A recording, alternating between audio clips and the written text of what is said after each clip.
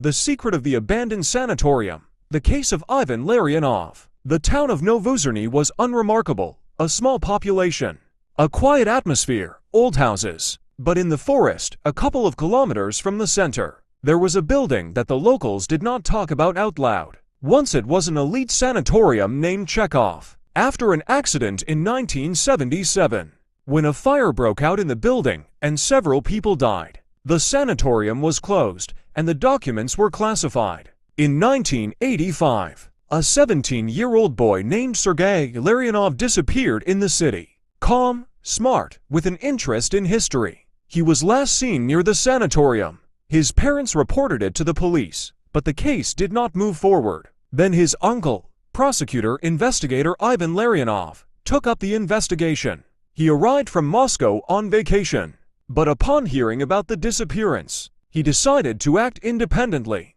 Ivan began by examining the place where Sergei was last seen.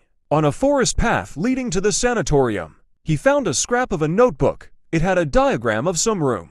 The paper was charred at the edges, as if someone had tried to burn it. At the bottom was a note: "They are still there. Don't let them get away." In the coming days, Ivan began to study the history of the sanatorium. In the city archive, he discovered that until 1953, the building was used by the NKVD as a sanatorium for employees. Then a sharp change in the composition of the patients. They arrived only on special referrals from psychiatric institutions. There was no information about this in open sources. One of the former employees, a retired paramedic, agreed to talk. According to the old man, after 1960, special patients began to be brought to the sanatorium. Young people with behavioral anomalies. Some disappeared without a trace, and at night, he said, groans were heard from the basement. He himself quit in 1971 when he saw the sanatorium Dr. Borovsky carry the body of a teenager along a